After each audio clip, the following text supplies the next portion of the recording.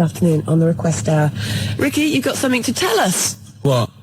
In your role as head of speech, Yeah. you said you were going to speak. Oh, no, I've just got a fact through about a new club. It's a club I've already heard about. It's called the Chill Club, and it's upstairs at the King's Head, and it's sort of really laid back, and you go in and sit on scatter cushions and be hippie and chill out and drink till 1 and stuff. And they have like little acoustic sessions, and that's this Saturday the 31st. Wait, I think it's every other Saturday at the King's Head in Fulham. Oh, right, yeah. And I've heard good things about it, and it was sold out last week, so I said get there early. Doors are at 8:30, and a bar till 1, no entrance after 11 p.m, and it's a £5, and it's meant to be really cool. And sit down, sort of, trip-hoppy, folky, Portisheady, jangly sort of stuff. Right up your street, Sturgis. Not Ben's though, he likes clubbing, doesn't he? Late clubs with like loud music. He does, doesn't he? Yeah, he goes to bed. Bolty didn't come out of Birmingham. Yeah, and talking about that, I mean, no one has phoned to confirm or deny. I heard the Birmingham dish, thing, so. not the actual dish, not the pot, not the lump of clay, but the stuff in it, the particular blend of herbs and spices that we now know as Bolty. Originated in Birmingham. I'm ruling it as valid. Maybe he's right. Hold on, no, because it's not the blend of spice. It is the fact that it's called Bolty because you eat it out of the pot, and that I think he's right. You're embarrassing yourself now, Gervais. Oh God, I'm backtracking. But thinking about it, yeah, it's not the ingredients. It's the important thing is that it's cooked in that, and of course they didn't invent that there. I think he's right, Sturgis. Well, in that case, Slade it is then. No, Black Sabbath. Slade, I'll get lost. Slade. And if we're counting Led Zeppelin, if we're counting Led Zeppelin, obviously Led Zeppelin. No. Black Sabbath. Sabbath are better than Zeppelin. Oh, come on. No, you're wrong. You're having a mental aberration if you think... Go on, give me an example. Well, there's a fantastic story. Just the ludicrousness, is that right? Where's that word? That's the word now. Ludicrosity. That'll do, yeah. Tony Iommi was asked when they hit big in America what it was like for Black Sabbath, and he said, it was mad. We went back to the hotel, and there was like 10 Satanists sitting outside a hotel room, all dressed in black, with black candles. So he blew the candles out and sung Happy Birthday to them. Yeah. So but Led Zeppelin said,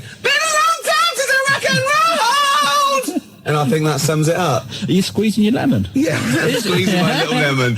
I'm putting my little cocktail chipolata on the table between 2 pickled onions and seeing if that and the juice is running down your leg. Yeah, and the juice is running down my leg, indeed. Well, we've embarrassed ourselves. Yes. I think in a way we might have embarrassed XFM, and I know... Certainly, mainly, we've embarrassed London. Yeah. XFM 104.9. It's just gone 3:15 on a Wednesday afternoon. It's the request hour. It's your choice of music. I think we'll have some more music now.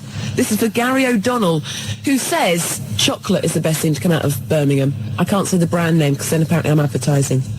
But it's that chocolate. Out of Bourneville. Yeah. That's not like you to advertise, is it, Sturge? No. No.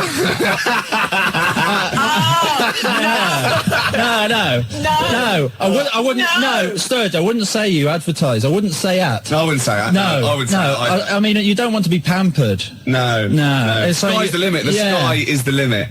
You know. No. Exactly. It's like you've won the lottery. It's the dry wife weep that I like. Yeah. Public Enemy. Anthrax. Bring the noise. That's for Gary O'Donnell this afternoon on the request hour.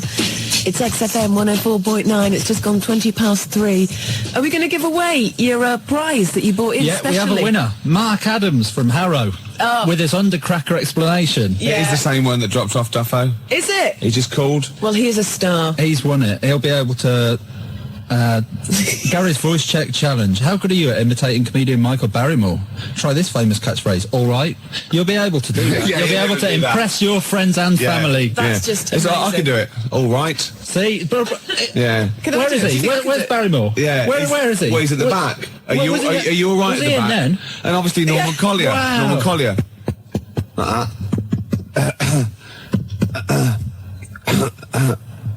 That's Norman Collier there. Brilliant. Yeah. Brilliant. Hey, my name is Michael Caine. So, yeah. Hey, it's like he's in the studio. Actually, it is nice to see you, Claire, to see you nice. Oh, these are great that's tips. brilliant. He didn't. Well, I have to keep Why are taking you off the pop playing? shield. I know, because I can hit it and be Norman Collier. All right. That really hurts my ears. I believe if they were going to rename this book, they call it the Bible too, the good book. Yeah. Yeah. It's a beautiful thing. And it's Mark Adams didn't just wasn't grateful for when he claimed it. He said, "Yes, I claimed that book." Really? Yeah, he phoned up with his quite address. rightly. He is the winner. Because we'd forgotten about it actually. So thanks Yeah. for reminding us. No, that's great. Yeah. That's yours.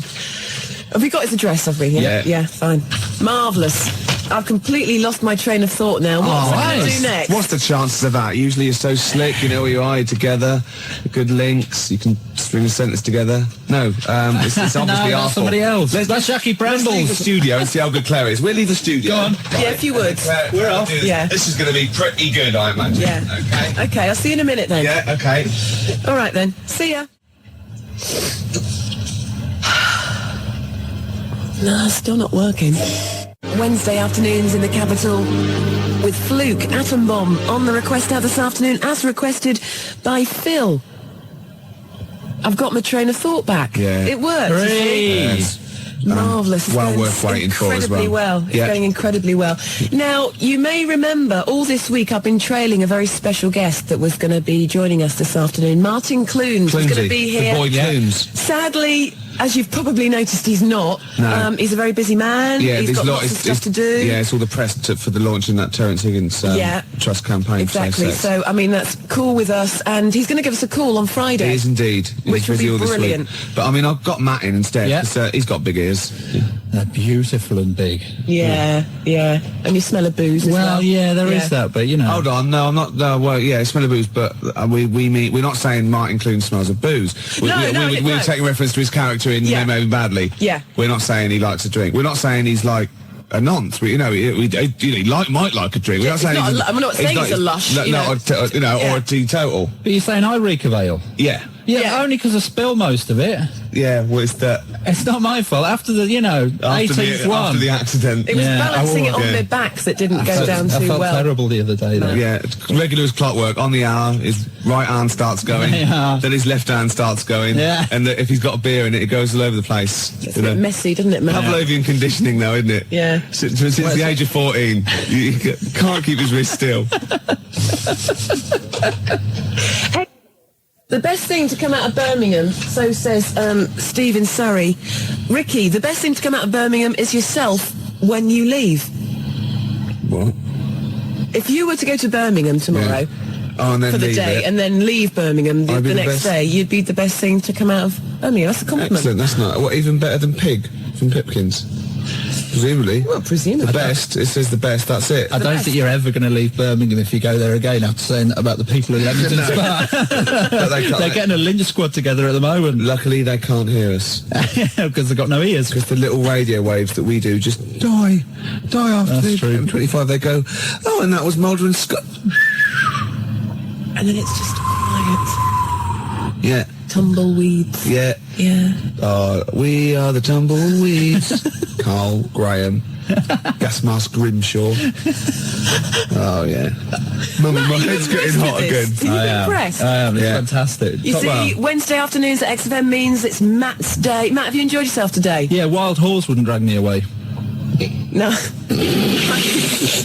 No. I think you meant to say wild horses, actually. I know what I mean. Sturgis. Thank you. It's for the person who phoned or faxed in last week asking for Frente, and we didn't have it. And you said to me, Ricky, you can't say you don't have it, but I honestly didn't have it, but now I have it, so whoever wanted it, it's for you. Excellent. Does that make sense? Yeah. What I just said then? Probably, For someone. retired now. Yeah. To the country. I can't wait for Frenty anymore. Let's shoot off. So who have you've just had someone on the phone or on the fax saying I about the was voting for the sneaker... sneaker pimps if they're from Birmingham. I didn't know if they were Are or they not. from, I don't know if sneaker pimps are from Birmingham, Yeah, but but I think they are. them small potatoes compared to the Sabbath. Yeah, the Sabs. Exactly. What is this obsession with Sabbath? I always thought Sabbath were a bit of like a joke rock band. Like, I can't believe believe you Well, said that. Led Zeppelin is like the mould of the first rock gods, the greatest British band of what? Yeah, who have Led Zeppelin gone on to influence? You know what they've influenced? That whole brand of poodle rockers with big hair like Extreme. That's who they've influenced. That's not their Whereas fault. the Sabs, their influence has been really heavy, great rock bands like Nirvana and things like that. You know? Sabbath are the best thing to come out of Birmingham, Ricky. Without It's any as shadow simple of a as doubt. that. Okay, let's do it up to Thursday. I want proper votes, right, on faxes, right? Who is the best, the most influential, the best band out of Led Zeppelin and Black Sabbath? You're Simple as playing that. with fire. It's like comparing Bobby Davro to Tommy Cooper. It's honestly, I don't think so. I believe it is. I think it's like comparing, let's see, Go on. Europe Right. with Bernard Butler. Bernard Butler being Led Zeppelin. What? Black Sabbath. Wow, that's a bit abstract. But they're both completely crap. Yeah. Oh, whereas Bobby Davro's brilliant. So tomorrow, Ricky, you said tomorrow we're going to have a debate. It's like comparing something I don't like very much with something I like a lot more. yeah, But you well, like that's the fair enough. Smiths, so you're erring on the side of soft, aren't you? Whereas Sabbath are hard. Yeah, well, I like hard stuff as well. So you like Europe and hate Bernard Butler? No! Is that what you're saying? Other way around. You hate Tommy Cooper, but you loved Bobby Davro. How's that work? No! Well, that's what you're saying. They're twisting it, Claire. Please vote for me. I'm by myself in the No. studio. 0171 580 2000. Never vote for it. Led Zeppelin's better than Black Sabbath. A lot better today, by the way, because I've been ill all week with this cold. Yeah, the mucus fairy came in the night, did he? Yeah, he did actually. It was great. Well, Anyway, yeah. There's this fantastic thing from Bristol University. It was in the Times. Forget hot toddies. The best remedy for a cold is a cup of coffee, according to psychologists at Bristol University. Yeah. The drink largely eliminated the effects of having a cold, they reported after experiments with 100 volunteers. Trials with vodka had failed to show any beneficial effects on mood or performance. Were these trials by vodka, by chance, done around the Christmas party period? Yeah, they've got to make it look good. Oh, and the control can be coffee. Yeah, Exactly. Vodka versus anything. Coffee, yeah. We do our own. Yeah, Vodka versus whiskey. Yeah. That's what that gold blend couple was always. They never come to the door going, it's not dribbling down. I've just come for some, oh, Jesus. No, wipe your nose, you filthy. Oh, Jesus. Because it obviously, You've been drinking vodka, haven't you? Not the coffee. yeah, oh, no. Oh, you pissed and you got snot running down your mouth. Oh, and I fancied a good couple of... Sabbath is like Marilyn Manson. Led Zeppelin is more Radiohead. No way. Oh, no. Sabbath is like Reef, You're and trying- Led Zeppelin is like the Foo Fighters. No. No. 0171 580 2000. Who's the more influential British band? Sabbath or Zepp? Come on, it's obvious. The answer's Led Zeppelin. I'll fax you something tomorrow. Okay. That will tomorrow will be revealed. Yeah, okay. It's Black Sabbath, Ricky. I seem to have run out of coffee. Come in, I've got some... Oh, sorry. I've been drinking vodka all day. 0171 It's 580 not getting any better. 2000. It's sort of a Led Zeppelin versus Sabbath type quiz. Yeah, It is, it's isn't it? not a quiz, is it? Yeah, no. Well, it is really, because there is a right answer. There is obviously a right answer. hello. Well, no. Objectively speaking, there must be a right answer. king of corruption. which has been, who has been more influential. We could trace it back. Of course, we're not the people to do it. From the Midlands. Yeah. Well, no, I'm forgetting the Midlands. Oh, really? now. We're forgetting the Midlands Just now. out of those two, it doesn't matter where they came from. Oh, it's a fun fight. Who is a more influential band on the world rock scene? Sabbath or Zeppelin? Sabbath. Zeppelin. Sabbath. Keenan's 2-1. At least it's 2-1. Right, I'll get rid of him now, and we'll be evens, and then it'll be on a vote. 0171 580 2000. We've got 10 more minutes to leave Campfield. Let's ask Campfield. Campfield. That is the... Hold on. Go and get him. He's We're in. just going to get him. Anyway, Matt, let's a bit of small talk here. Yeah. So you've enjoyed yourself today, have you? Yeah, I have, Yeah. but Yeah. he's wrong. He's He so is wrong, isn't he? Yeah, he's having an aberration. Oh, he's here. He hasn't been listening. Right. Have you heard what we've just been doing? I've got no. Okay, right. Ian Campfield. Look, Completely impartial. Seriously, you two look away, right? Right. Okay. I'm going to ask you, don't know what we think or who thinks, just answer the question, right? Right. In your opinion, who is the most influential band, right, on the world rock scene? Right. Don't give me any clues. No, seriously. we're not saying anything. Who, in your opinion, is the most influential band, the better band for you, and who influence more people, out of Led Zeppelin and Black Sabbath? And what scene? The rock scene. They're all rock the most scene. influential in rock Just and the pop. best band. Yeah. Best band. It's got to be Led Zeppelin. Yes! Yes! I'm taking that. Yes! That's it. You're a scum. That is it. You're a scum. Because Led Zeppelin were Led Zeppelin when they weren't. They folded up. Black Sabbath, great albums with Ozzy Osbourne. 20 years after that, I'm afraid they went crap. You didn't stipulate the Ozzy Osbourne people. You said, if we asked Campfield, that would be definitive. You said it, you laid it on the line, we didn't give any clues. Campfield said, Led Zeppelin, that's it, I'm happy with that. Play a record. Even talk to the listeners, Right, Sturgis. this is incredible. Don't even Why? talk to them. Why? They're What's cloth- happened? they're David Keenan cloth-eared. took all these, right? Led Zeppelin got every vote except one. Every single person was for Led Zeppelin except one, and that wasn't to Black Sabbath, that was for Dave Keenan. Out of those two, said, I'll vote Dave Keenan, give him his own show. So Zeppelin got all the votes, Sabbath got none, Dave Keenan got more than Black Sabbath. Thank you, it's official. For the discerning punter, of course, Black Sabbath will always be there. But for people that just say, For people who haven't got Bonnie phones, Tyler. people who can't use the phone. I like the phone, but I can't use the phone. No, of course, people who can use modern technology, it's Led Zeppelin. excuse Thank me you. a minute, who did you say, Sturgis? I was going for Sabbath. Right, Sabbath. And did you do the Friday Rock Show on Radio 1? Yes. Exactly. I Yeah, rest my right. case. No, I rest my case. Yeah, and so do Arrest my I. case. And so do I. And so do I. You can shout I like think that. I do. Well, I look think at I this. laid my case before you, and I rested it there, and it was lounging. Wait. SFM. That is practically it from us today. Ricky's stormed out of the studio. Keenan stormed with him to answer the phone. You can come back in again, Ricky. This is my goodbye link. Okay, go on. Goodbye for Oh, today. that's fantastic. Wow. Genius. Well done. All those years. And well done to Led Zeppelin for being voted the greatest band, most influential band out of them and Black Sabbath. Tomorrow, Ricky, it's a shame Matt can't be with us, but tomorrow we are going to have like a Gary Crowley Battle of the Bands type thing, I think. Like a Why? bit of a demo clash. Why? Why dig Because your I hole want to deeper? take this a bit further. No. What? Keenan's You have watching. to. I just want to play... He's in fighting mood. More Zep. See? I know. Tomorrow. You think they know. Thank Tomorrow. you. Thank you for listening. Thank you for being discerning, intelligent people. Keep the faxes coming. To Ricky Gervais and Claire and Matt and Dave. They like Black Sabbath. It's been a pleasure, Matt, having you on the show Yes, this can I afternoon. say something before I go? Well, I'm just going to say, I'm going to play Mazzy Star into Ian Campfield, Fade Into You, and this is for Melinda, Right. who wants to hear it, so that's what I'm going to be playing. But I just want to say, Matt, thank you. Will That's you all right. Can I come say again something? Next, yeah. Can I just say to Vanessa, food's not love. It was beautiful. It was a great show. Worth waiting a week for, wasn't it? Yeah, it's good. The fingerprints of a koala bear are so similar to that of a human being that if they were found at the scene of a crime, the police would not be able to tell the difference. Is that? Well, that is the fact that I remember. That is the fact. And is it true? Well, it depends what sort of crime it was, really. But you got this from a reliable source. Of course, the internet. So let me get this right.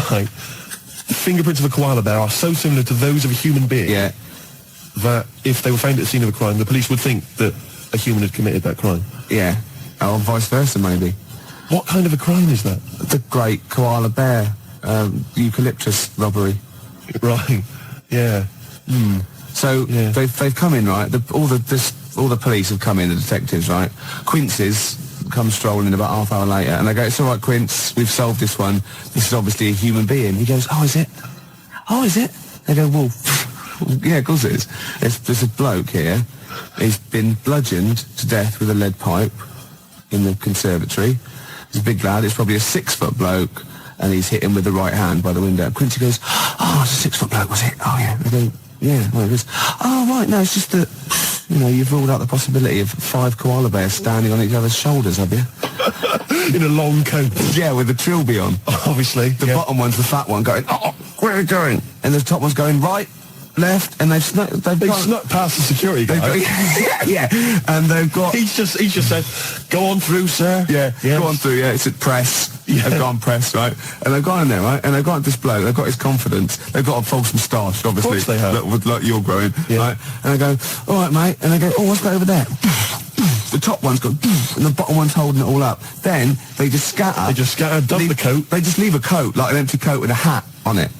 Right? And the thing is, I think Quincy knows because he's already rounded them up and he's got a confession out of them. Right. And so he's just being really smug. And they're going, "Oh yeah, it's a bloke, yeah, it's a human being, yeah.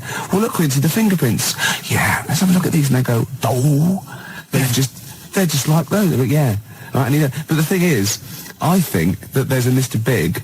Do you? Yeah, but he's up the tree getting stoned on eucalyptus going, he's counting his cash. He's just up there hanging loose, counting his cash. He's fingerprinted, he's got an alibi, and these pawns... They're not going to pin anything on Mr. Big. They couldn't. Because he's used those koala pawns in his... Yeah. He's a devilish fiend. Yeah, and they've done all the work. The little fat one, he's got bad shoulders now. Yeah. He's got 4 on him. And the tall one's got the little head with the trilby. He was at the top because he can wield like a lead pipe, presumably, or the hat fitted him. The hat. You've got that letter? Ah, yes. No, I have. No, I'm gonna wait till later about this. There's a great letter. I'll wait till later. Well, I'll play a song then. Oh, please do. But, well, be careful. If you're a police officer, if you're listening, if you're currently investigating a crime, you've got fingerprints, you think you've sewn it up, think again. Just think. Have you looked at the koala angle? Expect the unexpected. One from this bag. Yes, so that's the first bag. So okay. you seem to care about what bag it is. Is that because the bags are quite important. Right, okay. I take one from this bag, yeah, and then I come up with a band name such as, let me see, the Riff Masters. No, just do that one. Take it from any bag, yeah. To do that mine. Take it any one of my bags. Either bag? Yeah. All right. Axial is the first word. Yeah. This is going to be a cool band. Yeah. Axial Face. Axial Face. Good, isn't it? I come in with great ideas. I come in here, I present these ideas, and you just ruin them. You just take them in. Read that letter. Oh, can I just, by the way, before I do that, can I just mention that there is an email address? Yeah. What show is this? How many shows have we done now? 4 or 5 or 6. Anyway, there is an email address, and I'm thinking that lots of our listeners, I'm almost certain, will have access to internet email nonsense. I personally don't understand it, but if you do, then you can write to Ricky-Gervais at xfm.co.uk. Ah, there's a bit of a drawback with email. Go on. I don't read it. Do you not know how to do it? No, I just don't bother. Get one of the lackeys. I empty my pigeonhole about once every 2 weeks. Ricky-Gervais at xfm.co.uk. Letters got more chance. Well, possibly. I like getting letters. Here's a letter. Dear Ricky, responding, things I could do for you. Here's the important bit. And this is, by the way, from Siobhan. Yeah. In Siobhan in Willesden. Things I could do for you. Nice, this is a great idea. Yeah. Make you a hat. That's the one I want. Gervais, she can make you a hat. She is a professional hat maker. Yeah. Is it a milliner? Is that the name? Yeah. But she's a professional hat maker. She can make you a hat. I love Ricky it. Gervais. What kind of a hat? What would you fancy? I see you in a fez. No. Little red fez. Oh, I know what I want. I want you know those top hats? Those sort of velvety ones? Yes. But squashed down one side like Constantine of maybe the top up. You know what I mean? Like a dynamo. Yeah. Yeah. Yeah. That'd be beautiful. Beret? Never, no. Beret? What kind of what is that? What kind of hat is that? It's a frisbee. It's beret. It hasn't even got like... It's when some bloke, he does philosophy for a week, or he's sort of doing French, and he comes in to the student union with a beret on and a goatee, and the first thing you do is take it off and throw it out the window. Of course you do. Because you're with the cool people, and he's going, oh, that's really funny, isn't it? Yeah. It's so mature. Yeah. And you go, no, it's not mature, but it's funny. We're just having a laugh. Anyone you see wearing a beret in the student union or in a pub, just pop it off, frisbee across the... I'll tell you, you will be the most popular bloke in that Use pub. him like he's sort of piggy in the middle. You're just throwing it, to different people. It kind of bonds the pub. People they leave the quiz machine. Yeah. They come over and they're joining in, and you're just throwing. He's screaming, "Please give me my berry back!" In fact, I reckon if you threw it and it hit the hardest bloke in the pub's pint over, he'd look over and they go, "Who did that?" And they go, "I did, but he was wearing it." And I go, "Fair enough, mate." And he, you know what I mean? Oh yeah, he goes straight to the guy that was wearing the beret. What kind of a hat? What kind of a hat is that? It's French. I mean, there's the point. That's the answer. I don't want to get you on French people. No, I know, but all I would say to you is he's got no brim. You see, that can be healthy. Can we get Siobhan in to measure me up for a hat? So Siobhan, maybe if Siobhan's listening, she could give us a call. Her mate makes clothes. So I could have the whole suit done. No, I was just going to mention that. She's got a friend, Catherine. She wants us to mention Catherine. Catherine's just setting up a new business, all right? Yeah. So best of luck with that, Catherine. And anyway, she can make stuff for you as well. Top hat and tails. Top hat and tails, Gervais. You would look fantastic. I wouldn't I? We would send you to the Ritz. Little Lord Fauntleroy. Oh, it would be beautiful. And a cummerbund. Oh, what? I bet, is that the right word? That would be great. You in a top hat and tails. Lovely, lovely. Why does it matter which bag it is then? It's too complicated. Let's explain in a minute. Okay. You've got tickets to give away, Gervais. We've almost forgotten about it. Yeah. Well, I've got to think of some questions as well. All right. Well, let's just find out what the prize is first. Right. We've got a pair of Gus tickets at Ulu for Friday the 13th of February. Right, let me have a look. Can I just hand them to me? Look at that, yeah. I'll just confirm that they're real. Of course they're real. I'm like that fellow on the lottery. They always go to somebody, a member of the street, or somebody in a panto somewhere to choose the numbers, and I'm just going to be like that, just checking. I'll go, just check that that's a real fork, Don't check you've bent it. Right. You've bent it, mate. You've bent the fork, mate. Now I can't do the trick. Go on. So 2 tickets to see Gus at the University of London Union, Mallet Street, London, on Friday the 13th. All right, 2 tickets there. Yes, bona fide, Gervais. Yeah. What else have you got? Corner shop. All right, let me just check. Already both nights sold out. 2 sought after. 2 corner shop tickets here, plus Les Rhythm Digital. This is like a real prize. It is wonderful. Show, isn't it? It's wonderful. That's on Wednesday, the 4th of March. Again, at the University of London Union. All right, 2 tickets there for them. 2 tickets to Catherine Wheel, mate. To see Catherine Wheel. Again, it's Ulu. And Catherine Wheel plus special guests on Thursday, the 26th of February. So we've got the tickets there. All right, so we got 6 tickets. Right, I've got a question. I've got a question for the first one. Okay, was that Gus? Yeah. All right. So first one is Gus. The question. A good, cool name there, Gus. Does it matter which bag they would have been in? Right, okay. Yeah, and I'll take any answer. What, yes or no? Yeah, I'll take yes or no. I better remind them of the phone number. Hold on, 1 minute. 0171 580 2000. Call me! I forgot I'd done that one. So, yes, 2 tickets for Gus. The question again, please, Gervais. Does it matter which bag they were in? And again, it doesn't really matter, yes or no. I just take anything. All right, Catherine Wheel, have you got a question for Catherine Wheel? Catherine Wheel. When I used to do it, when I was little, and we used to have a Catherine Wheel, my dad would nail it to the shed, set it at the light. Well, the nail was way too big and tight. You know what I mean? It moved a little bit, and then just... what we watched was this thing just burn out. Yeah. It was more of a sort of like a Catherine blob. Catherine blob. Yeah, and the question is, that's all right, isn't it? It's not so much a question. The question is, that's all right, isn't it? And again, I'll accept anything. Right, I'd better remind him of that number again. Hold on. Give him the number. Hold on. We've got Catherine Wheel tickets to give away at the University of London. Yeah, and the question is, not so much a question is, what was it? Catherine Blob. Catherine Wheel, blob. It's all right. Is that all right? Yeah, or something like that. 0171 580 2000. Call me on it. Right. So it's going well, Gervais. Gus, does it matter what's bag it in? The answer doesn't matter. Okay. Catherine Wheel, that's all right, isn't it? Right. And corner shop. All right, now you've got to... Now, this is a gem of a prize. I know, already We've sold got out. 2 tickets to see Corner Shop. The gig is sold out. We've got Les Rhythm Digital, a very cool band name there. They're going to be supporting Corner Shop. It's on Wednesday, the 4th of March. 2 tickets to give away. And the question, Gervais, is... The corner shop in Coronation Street was owned by Councillor Roberts. What was his first name? All right, the number, please, Gervais. Hold on, hold on 1 minute. Quick, I'll just remind you of the other questions. Yeah. I don't really know. Gus, right? Would it matter which bag they were in? Right. I'll accept yes or no. Yes. Catherine Wheel, that's all right, isn't it? Again, anything. And corner shop. Councillor Roberts. What was his birthday? The number to call. 0171 580 2000 is the number to call. Catherine Wheel. Corner shop tickets for you. I told you they'd understand. I must say, Gervais, that was one of the most electrifying radio quizzes I've ever heard. Do you know what I mean? I think if we could option that for the telly, we could get the whole spin-off thing going, a board game as well. Yeah, it would just be beautiful. Oh, I'm thinking ahead. I'm thinking ahead. That is just great, Gervais. Oh man, we're just giving away 6 tickets. Right now, your idea was a good one. All 6. Yeah, my idea was to give away all 6 tickets to the first person to phone up and give us a damn good reason why they should have them. Yeah, it's a bit traditional though, isn't it? It's sort of like you answer a question right and you win a prize. Yeah. I think this is better. Yeah. But we can do yours if you want. Okay. Okay, so I've got 10 CDs. Right. To the person who thinks why they should have all 6 tickets. You confused me. Well, I'm going to give 10 CDs because the tickets are gone. Right. To the person with the best reason why they should have the 6 tickets. Right. But they can't have the 6 tickets because they've gone. So they're going to get 10 CDs? Instead. What's the number to call? Oh, you caught me out. Hold on, 1 minute.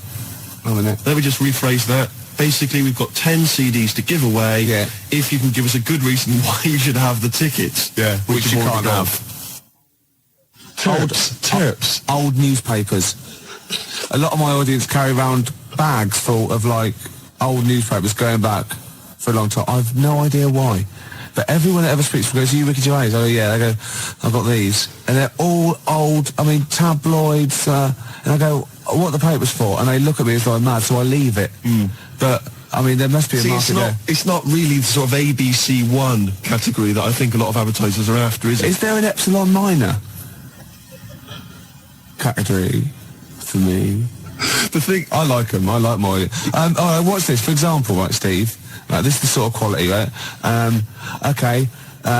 Whoever phones up for no reason at all, okay, sends me a CD, right?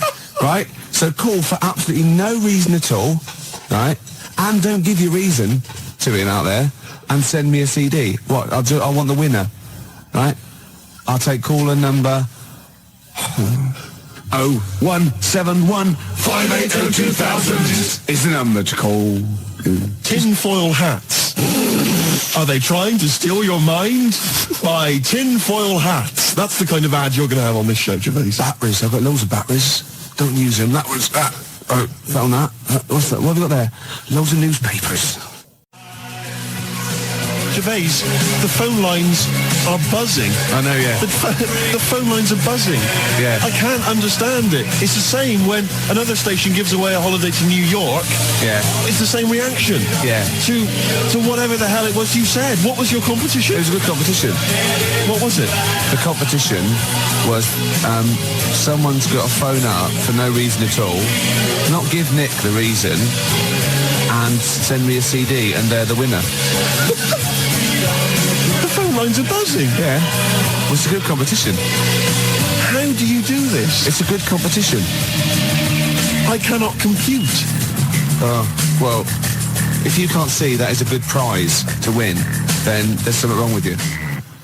Sorry, I just can't understand it. I don't think it's my kind of humour. The competition is this, Steve. I think you're a bit wacky. I don't really understand. You're frightened, aren't you?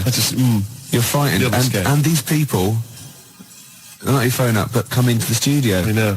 You were scared last week, weren't you? He came in the week as well. I kind of like Barrymore, that sort of thing. I think he's really funny. Yeah. You know what I mean, Barrymore? No. Sort of Cilla Black. Steve, you're funny. But nowhere near as funny as me. I just with the calls and the competitions. The competition, I think it just sort of goes over my head. Look, the competition is this. Oh, sorry to Mark Adams as well. Nick cut you off and he's a regular listener. The competition is this. Someone phones up for no reason at all. Yeah. Don't give the reason away. Send me a CD. Is the winner. It's the way you don't even use grammar. There's no need. Just use words. Yeah. Do you take the words that you say out of these bags? And is that how you form your sentences and your competition? I don't think of it as forming sentences. I think of it as when my head gets hot, I have to cool it down. And speech is the best thing. It's sort of like, do you know what I mean? I walk on the street and I have to talk, and it sort of cools it down. I've got some people who've called John has called from North Harrow, Louise from Clapton, Claire from Hendon, Paul from Maida Vale. Yeah. I don't know why they called. No reason. I don't know who they are. No reason. Going back to the competition that you set, I like that one. we've had a fella, Karl, from Catford. Yeah. Now, he phoned up to try and offer us a suggestion as to how we can receive money for free by begging for it without breaking the law. Oh, he's the winner then. And, is he? Yeah. Well, right. So, The fella on the phones, the fella who's manning the phones even managed to get a CD out of him, persuaded him to send us a CD. He should be the winner anyway, even if he hadn't sent the CD. Yeah. I'm just trying to pick a song here. I haven't worked out my next song. I I've did that for a while. Gervais, What? I don't want to work here anymore. Is that all right? Do you mind if I... No, there'd be plenty of people wanting to fill your shoes, and think of all the old newspapers I'll get out of it. Wait a minute. Was on the tube earlier, Gervais. Now, I know that you walk into work, but I do have to take the tube. And there's a kid on there, sat opposite me, 10, 11 maybe, all right? And he looks quite normal. 12 at the most. Yeah, he's an ordinary looking kid, just got the sort of, street clothes on or whatever. Looks perfectly normal. He's not the kind of kid that's going to get bullied at school, just normal looking kid. Except, Gervais, he was wearing a deerstalker hat. Now, what's happening there? Oh, I love that. Do you know what I mean? When he goes to school on Monday morning, if he's wearing the hat, they're just going to kick the hell out of him. Well, right, we'll pass that on to Howard. We'll keep that. And as I said, anyone wants to get hold of Howard, do it via us. He doesn't want to give out his address, obviously. Might attract mad people. Now, I read in the paper years ago, there was this guy, right, and he was from Sheffield, and he was at the birth of Christ. He'd lived before as a cow. Okay? Right. Yeah. But that's not all. Another bloke who also lived in Sheffield saw this and said, I don't believe it, so was I. Right? So what's the chance of that? I go, yeah, I was a cow as well. And they started this cult called Cattle for Christ. It's just two of them. But I just imagine people going to say, I was a donkey. God, did you see it? No, there was like a beam in the way. I couldn't see. Nor could I. No, I was being milked. Couldn't see a thing. Where were you? I was a chicken. So you saw everything. No, I was out, wasn't I? I was so close. Punk free for the prodigal son. Would be beautiful. Yeah, no, but I'm sure there are all kinds of societies like this, and perhaps if you're a member of one, then we'd like to find out all about you. Two idiots talking nonsense on the radio. It's a cult. Yeah, of course it is. Well, I am. Oh, we're going to recreate it. The tension, the smells, the sights, the sounds, the excitement. Hot dogs. The hot dogs, most definitely the hot dogs. A challenge has been set. Yeah. Matt didn't know this, but I'm a bit of a Subbuteo buff myself. He comes in here all old with his sheepskin on, right, with his little team under his hand and his rolled up, and I go, I play Subbuteo. I said, I do, yeah. So, the gauntlet was laid down. It was, yeah. We've got Chile against England, but I unfortunately I haven't got Chile, so I brought in Morocco instead. Not Morocco, what they call Colombia, yeah. So if any of the defenders mess up, I can always shoot one of them. Yeah, of course. And that's going to be live. It's 10 minutes each way at 20 to 3 in the XFM Lounge. We are actually doing a proper football match, YouTube football match on XFM this afternoon. Kick off at 20 to 3, so it's 10 minutes each way. Yeah. And we'll be dipping in occasionally to see. The little boy Fraser's going to be the referee. Marvellous. He's the only one that can fit on the pitch and run round. Of course. without disturbing any of the players. Of course. It's a work of genius. And I've picked my team. Have you? Yeah. Already? Yeah, England, I'm having. No, I've got this. Look at him. Look at it. Look at his face. Gascoigne here. He's so pleased. Look at him there. He's only an inch high. But look at it. I've got Gascoigne there. Incy, Batty, Seaman there. So I've got this all over Nigel Martin, who's in goal. I'm going to put this there. But I've not mine. Matt bought it in, you filthy. So, anyway, we're going to... Apparently for goalkeeper's choice, though, most women prefer flowers to semen. So. Really? Yeah. What? Well, so I'm going to go and they'll check out the pitch, warm up, and Matt, and where are we doing it? In the XFM Lounge? Matt's going to have a pint. Yeah, and we're live linked with referee and everything. It's going to be amazing, Claire. This is radio. This is what radio's meant to be like. Yeah. Two Football, grown men playing Subbuteo and doing semen puns. That is exactly what radio is meant to be. Yeah.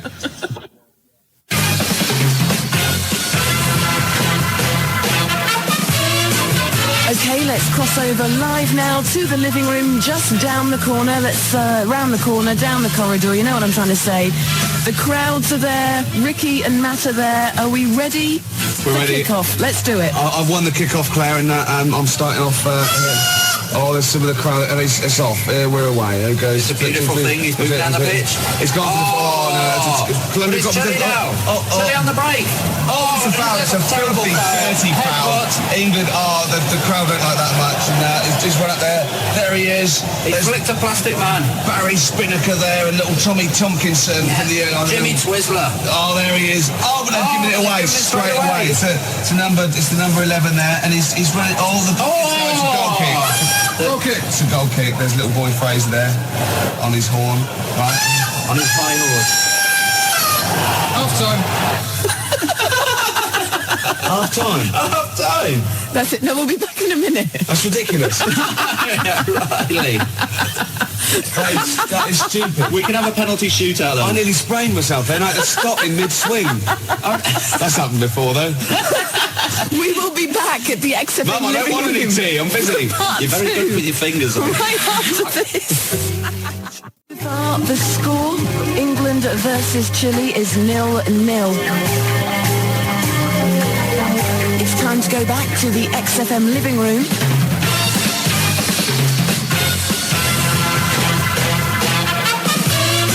For the second half of the match this afternoon, let's see how it's looking. Well, Claire, England are down to 10 men.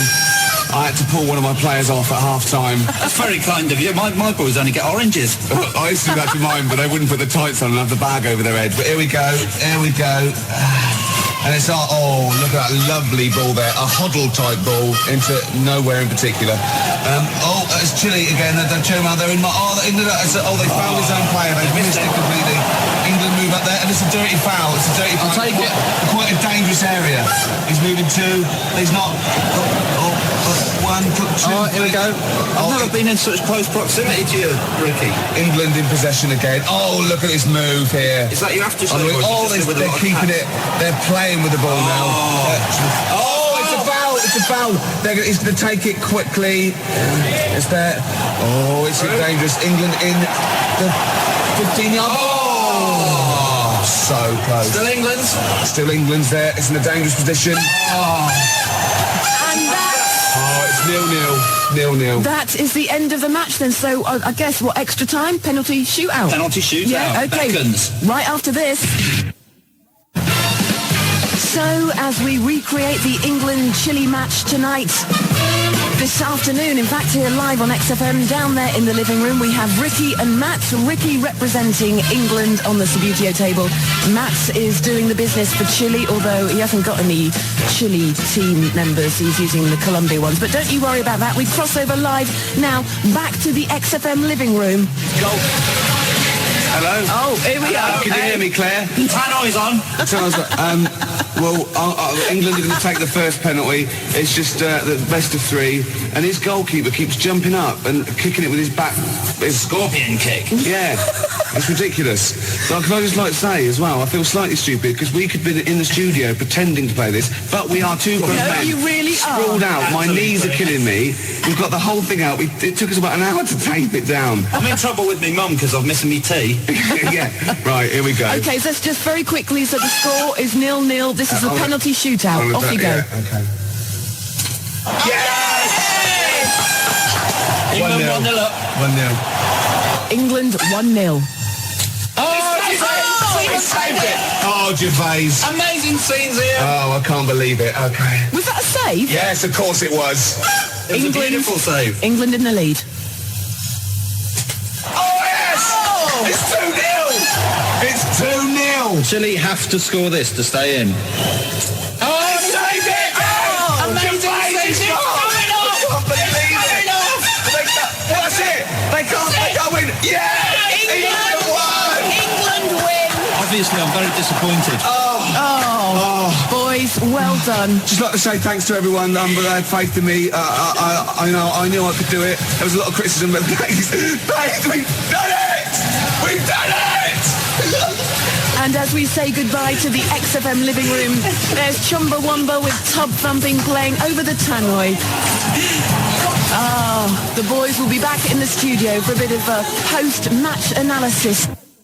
Joined by Ricky Gervais and Matt Ambound, team captains. Ricky Gervais, England, Matt Ambound, Chile, although it was Colombia, but it's only because... It's South American, isn't it? Yeah. The really embarrassing thing is not only that we actually went through with it, but that we didn't care whether it was on the radio or not. We were having a brilliant time. My heart, I just wanted to win so badly, Claire. I just wanted to win so badly.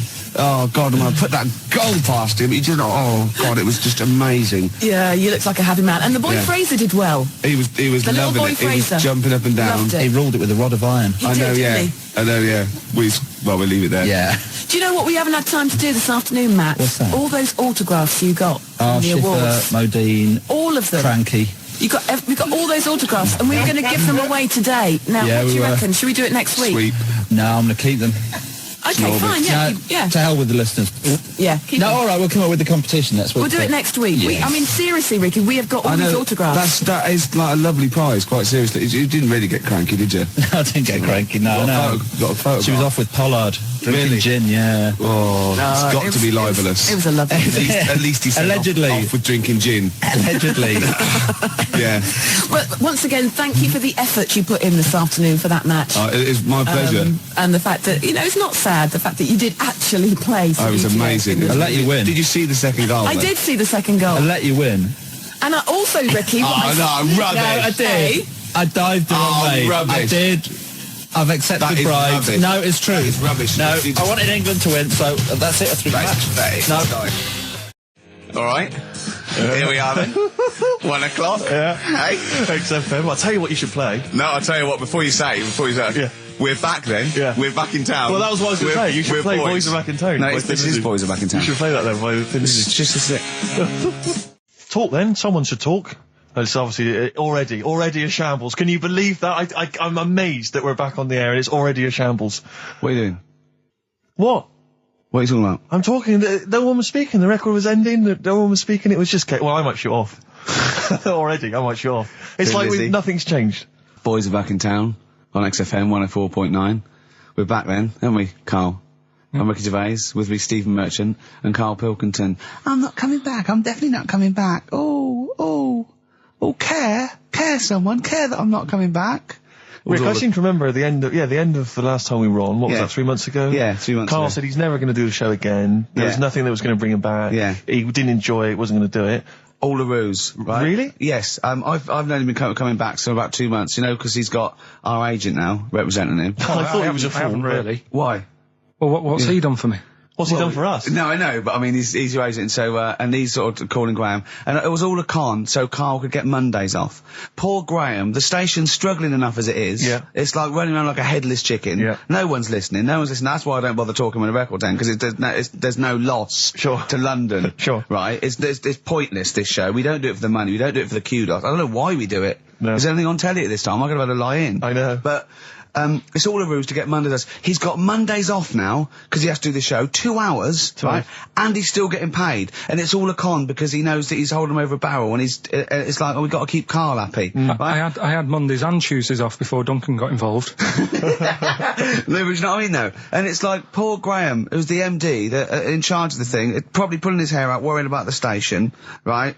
It's a sinking ship. And then Carl comes along, well, I'll do it, but I want Mondays off. He's probably sitting at home now. His family, he's probably ridiculed by his wife. His kids almost certainly would have lost all respect for him. That he's been his fooled mates. by Karl Pilkington. He calls his mates and goes, I'm busy, Graham. I don't, I just can't think. It's just... It's embarrassing. But do you know what I mean? And you think it's funny, and you think you've got one over him. He's going, I don't Mondays think off it's for funny 2 though. hours. Yeah, you do. You think it was, and now you're embarrassed. We've said it on air. But not. you're only conning yourself in the long run. Because, do you know what I mean? I hate that sort of, the world owes me a living, what can I get out of the world? What are you going to give back to the world, Carl? What are you doing now then? Are you going to prepare Mondays? told you, what I have you don't- prepared for this show now? You've had 3 months to prepare. Yeah. What have you got? What have you got for us? Okay, what's happened in the last 3 months? What, in this place or just my life? Well, what have you got for us? 3 months, we're cloning about, you get Mondays off, you're getting paid for it, you've got a cushy deal, you're having a laugh, you're taking the piss out of the management, right? So, what have you got for us? Give it to us. I've kind of, updated Rockbusters a bit, Right, brilliant. Yeah. right? So, And you said don't mess with it. If something's good, don't mess with it. What do you mean it wasn't good? It was never good. It was never good. No, Of course it was we had never to good. fix it. It was fun to do. It was a laugh. I mean, I imagine it was much more fun for me than the 450 listeners. You know what I mean? I enjoyed it. I enjoyed squeezing your head and dressing you up. No, but that's just it. When I had a meeting with Graham, right, I said, look, I'm not being funny. I don't want to do it anymore. Yeah. I've had enough of it. Yeah. And he was like, oh, what's up with you? You sounds like you have a right good laugh. I said, yeah, but that's that's all good acting and stuff. I said, it's hell in there. I said, like he's talking about Vietnam. Yeah. It's having my head squoze, right? What? Squoze is still not a word. We've been away 3 months. It's still not a word. Right? Yeah. I said, he's putting a dustbin lid on my head. Yeah. You told this to the ND. He's hitting me with a tray. Yeah. He's chucking toilet paper at me. Yeah. And he said, yeah, but that's all over 2 years. I said, no, that was the same day. So, okay then, what has changed in 3 months? They're listening. They've been listening for 6 minutes now. Come on, give us something. bit of Nickelback. What's happened in 3 Play days? a record and let him think. 3 months. What, in my life over Yeah, here? Nothing's yeah. happened here. Nothing's changed here. Right. But I don't know. Do you know last time we were on, Yeah. right? And I was telling you about the woman over the road where I live. The one that walked around naked. There's a woman who walks about the flat naked, This right? is when Carl was watching a woman naked. Then she looked at, saw him looking. So what he did, this is the genius he did to get out of this. He pulled his pants down, so he was naked too. His girlfriend comes in and goes, Carl, what are you doing? He went, I can't tell you now, but don't look out of the window. Yeah, go on, So sorry. that woman, she's bought some blinds.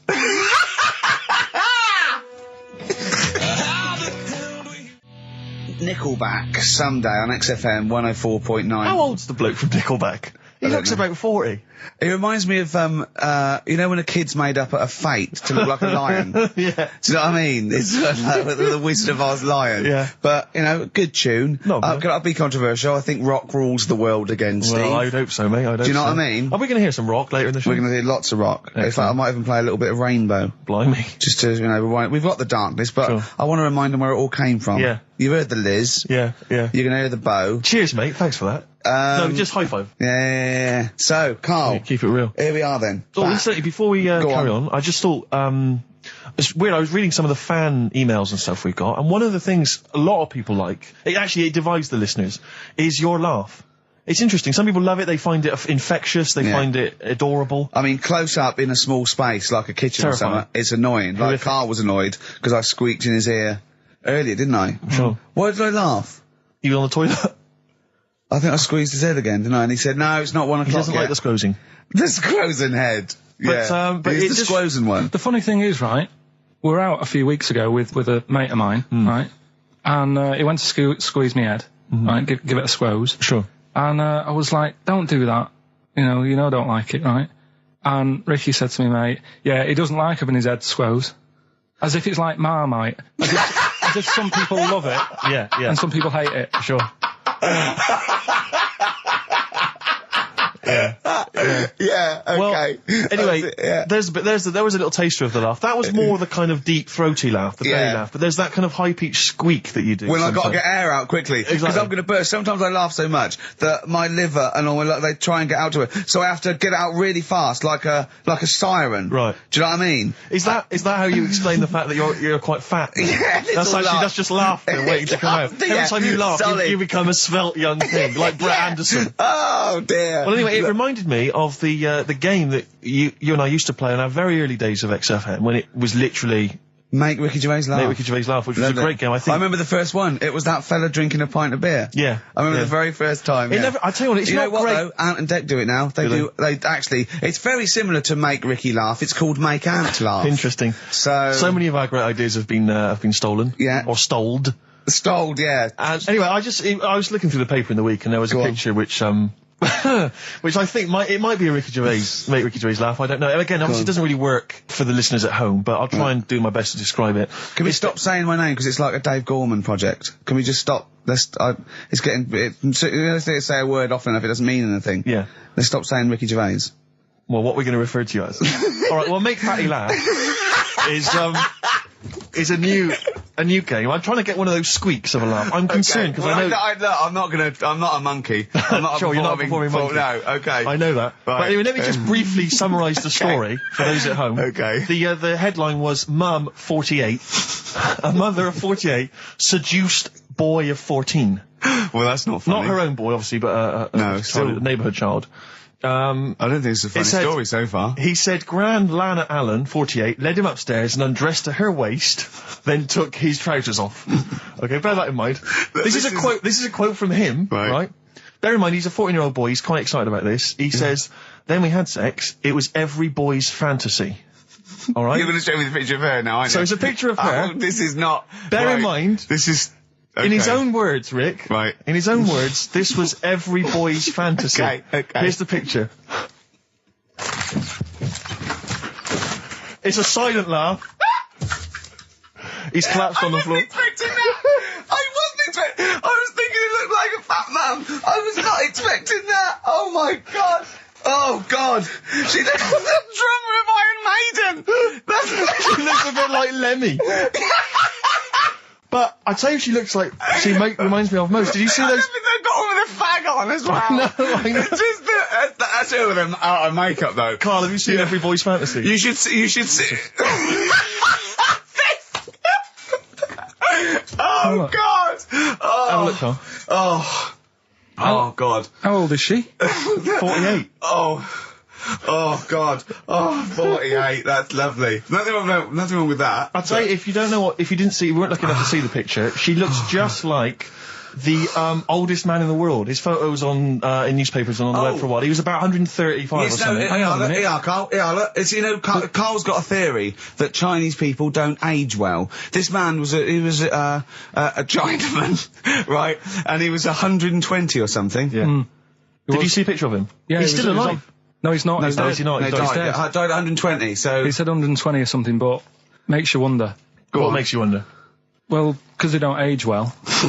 I think he's using that. He's probably about 37. Oh god! Honestly, we walk down the street, right, and we see an elderly Chinese person, right, and Carl would go, "Oh, I'm just thinking he is." Yeah. Like it's not. I don't understand this notion that Chinese people don't age well. I don't know where this has come about. No, I mean, I'm not having a go. No, right? I never want anyone to think I'm like having a go at them. But they are really good looking and they're healthy and that. Till they're about. I've never seen one, right? Can you tell me if you've seen a Chinese person who's about 30? It's either 20 or 50. There's no middle ground. This is what I came back for. This is 2 hours of absolute drivel from the brain of Karl Pilkington. Let me just check something. So the Chinese gentleman who died recently was 130. Your theory is that he's maybe in his late 30s, early 40s. Yeah. This is an elaborate conspiracy on his part, because obviously whenever they talk about the oldest people in the world, it is always a Chinese person. Yeah. Invariably. They do, yeah. I mean, they seem to win that every year. Go on. So your theory is that in those small backwater villages in China... Ross McWhirter comes to a little village. They go, the Guinness guy's on the way. He goes, well, until recently, the oldest person in the world, how old are you? And they're so embarrassed, because they think they look about 120, they go, 120, they go, really? They go, yeah, can I have his birth certificate? No. In fact, I think this Chinese bloke it wasn't verified by the conspiracy because he didn't have his papers. Didn't have his papers, no. So... Is this the same one or a different fella? I think it might be the same guy, I'm not sure. Trying it on. So there's a huge conspiracy amongst these Chinese villages that every time... When you get to about 50, say you're 70. Because no one will believe us. Well, if you can confirm or deny that, then please email in ricky.gervais@xfm.uk. This is the Racist Show on XFM 104.9. Call in if you're anything less than a little mank. Outcast, Hey Ya, on XFM 104.9, with me, Ricky Gervais, you, Stephen Merchant, GQ Presenters of the Year. Radio Personalities of the Year. It's official. We're the best radio personalities of the year. We got that award sent to us, didn't we? And we did a little thing. But it was only our two names on it. It had your name, Rick, definitely. I remember that. It had my name. And your name. Didn't see Karl Pilkington's name anyway. No. And yet he's the one with the day off and the money and got the free day conning off. the MD and making him cry at home. Let me just remind. Can I just check that again? So he's made a fool out of the MD. He's made a fool and out all of the MD, major, basically all the capital this shit shareholders. about, oh, I'm not sure if I'm coming back or not. I want a day off then, which is the same day off as his girlfriend gets off. So he's just like walking round, I don't know, Hyde Park, just feeding ducks, when he should be working out what he can do instead of Rockbusters, which is basically Blockbusters with a word changed. Christ's sake. Right. If that's annoyed you, I'll tell you what is really wound me up. Go on. The last week or so, this postal strike. I tell you, Rick, I have got no sympathy for him. I'd be a scab. I'd be walking through there and I'd be giving him the finger. I go, you can intimidate my family. I don't care. I don't care because the post has got to get through. Because I'll tell you what, it's not the fact that, the unions, they could organise a strike. I'm behind that, it's fair enough. But not when it's these wildcats. They're just out there, they're just taking days off willy-nilly. They're sealing up the post boxes. It's going crazy. Maybe Carl could deliver a few records Monday. Well, I know Carl must be livid because probably his copies of The New Scientist and the Literary Review haven't turned up. So he's in a terrible way. And I got important documents that are supposed to be coming to me. There's nothing. There's hiding a hair of it. And I was cooking last night, and it got me panicked because I was thinking about if this just is going to spread now amongst other organisations and other groups. And you know what? Like cancer. It was partly because I was cooking. Yeah. But I suddenly become terrified that they might go on strike. Go on. The guys in charge of the potatoes. Oh, anyone involved with potatoes. I had so much mash farmers. last night. I had so much sausage mash, the second helpings, that I had to sit on the edge of a seat so my stomach could hang down. I love spuds. Spuds and bread. I could not do without spuds and bread. I feel like maybe I could make my own bread. Spuds, I wouldn't know where to start with a spud. Yeah. And it's like, they're amazing. You can boil them, you can broil them. Yeah. I don't know what broiling is, but I suspect it's tasty. I don't think it's as good as, obviously the chipped potato is for the working classes. It was always on. The chip fat fryer was always on in my household. The ceiling, the death trap fire, polystyrene ceiling was yellow. Exactly. Come Wednesday in our house. Yeah. And, always had chips. Because all I remember hearing, if I think back to my childhood, all I remember was, gotta stop and get some potatoes, or phone your dad, tell him to get some potatoes. Well, that was your job, wasn't it? Carl? Yeah. It does concern me because what did you have to do? Didn't you have to fill a diary out for your teacher? Do you know when you're at school? I don't know if you do the same thing, but you get like a little red book, right? And every night, I think it was a way of the teachers sort of keeping an eye on you. So if you went out robbing, if you wrote it in your diary, they'd go, what you're playing at. Sure. Right? So you'd have to write down what you did every night. Yeah. But I didn't get up to that much at that point. Sure. I used to just go on my errands. Yeah. And it was my job to I haven't heard errand since the 70s. Nice to hear that. I went to U-Phase, right, the little local supermarket. Yeah. And I got... what's it called? Euthanasia? What? I did... U-Phase. U-Phase. U-Phase. Yeah. H-U-G-H. U-Phase. Oh, Hugh Phase is his name, right. Yeah. And I just had to get like a bag of potatoes. Of course you did, yeah. And a loaf. Staple. So I used to put that in my diary every day, and it got to a point when like even the teachers were like, just make something up. Yeah. Stop putting the same thing in. Start joyriding or something. Live. I remember when Jane was little, she was at school, I think it was about 10 or something like that, do a project over the week, and they were given a big list of, like a list of 100 animals that they had to tick when they saw one that week. And the teacher knew she cheated because she ticked beaver. So she was trying to win and get it, but she knew, unless it was Susie Dibblethwaite's beaver. I know the school slut. I don't know, maybe. I don't know. But, it feels like the potato people have got me over a barrel. They could hike the prices up. I still have to buy the taters. I got nothing else. I got to have that. You got your fancy pastas for the upper classes, but for the working classes, it's chips or mash, isn't it, really? Yeah, no, I wouldn't worry. I don't think people who do potatoes are going to go on strike. I don't think so. Because we just go and pick them ourselves, don't we? Or grow them ourselves. Sure. What would be the most pointless strike? What would be the strike that we went so? Do you know what I mean? I'll tell you one strike that would go so. Those guys who do sketches in Covent Garden. Yeah, take a picture, or they do a caricature of you. The strike, imagine the strike! You go out and you go, well, I want one with a big nose and a big chin. I want them using caricature of me and my sister. Yeah. Oh, dear. But I need a sketch, I need a pencil drawing of Leonardo DiCaprio. Looking like a monkey. I mean, how are we going to get this? This is unbelievable. Yeah, I'll tell you also the strikes that have no effect. What? Those people in nightclub toilets who just kind of there. They got the The Lynx deodorant I sprays. know, quite controversial at the moment with the Tweedy case. Oh, the Cheryl Tweedy case. Do you know what I mean? Sure, I got some thoughts on that, actually. Like what? Well, maybe we play a record I'll share my thoughts on. Well, Tweedster. coming up, some Steve Merchant thoughts on the Cheryl Tweedy case. Some What's FM 104.9. R.E.M., Rick? What's the frequency, Kenneth? Yeah.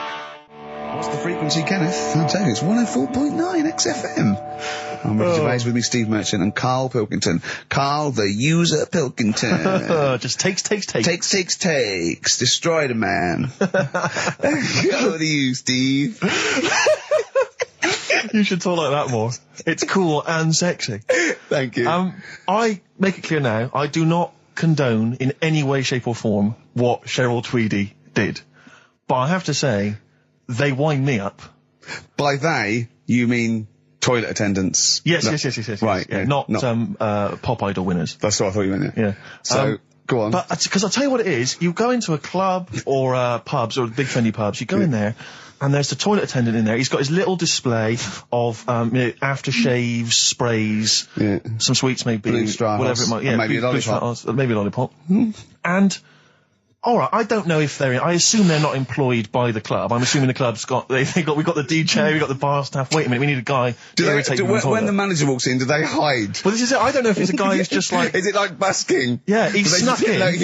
He came in when it was free during happy hour. He's got a little carrier bag. He snuck in the toilet. But the thing is, it's the fact that... toilet attendants, fair enough. I mean, I'm happy if a toilet attendant sneaks in under cover of darkness, cleans it for me, and then shoots off. But it's when I have to see them there. I feel guilty because it's like, maybe wash my hands, I'll forget he's there. He'll hand me a paper towel, suddenly I've got to tip him like a quid or something. It annoys me because I wash my hands at all. I don't usually wash my hands. I sometimes don't even bother getting my knob out. I do it while I stand and change my trousers when I get home. Exactly. So it annoys me I have to go through this charade of getting it out, slushing out of it, shaking it dry, and then washing my hands. See, if he did any of those elements, I'd tip him a quid, Pop it out. But not to hand me a paper towel and get it myself. And it's just guilt. And sometimes I'll hold it in because I'm nervous I don't want to go back in there. What annoys me is like a posh award ceremony, it's a pound a piss. It is a pound a piss. Do you know what I mean? So, or in a top hotel or something. Yeah. It's absurd. And I'll tell you what's worse than that. I know that he's doing it because he's got to feed his kids, but it's the fact that I've got to look him in the eye.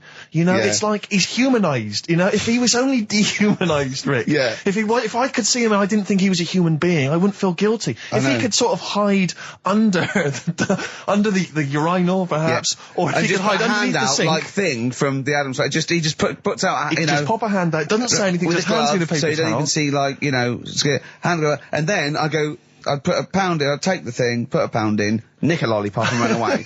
No aggro. Exactly. It's the fact I've got to see them and I feel guilty because, I'm on the radio, I've got a cushy life. I know. Here's a guy who's just trying to make ends meet. It makes me feel bad, it ruins my evening. Yeah. I'm just pleading for them. Can they not do it anymore? Can they maybe get a job?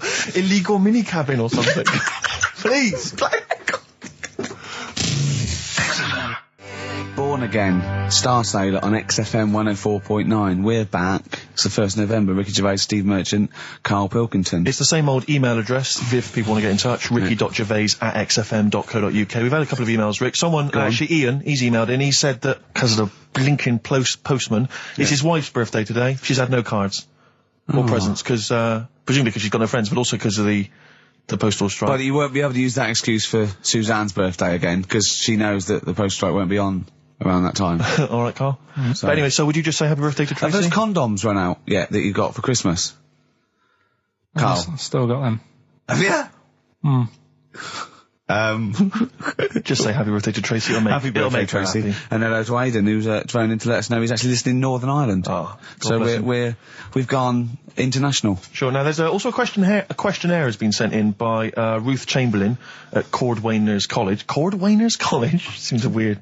Cordwainers. It used to, it's either used to be a poly or a laundrette. I think Anyway, it's something that she's doing for, she's studying product design for the fashion industry. And anyway, she's got, some questionnaire. And we're too busy and important to fill out the questionnaire.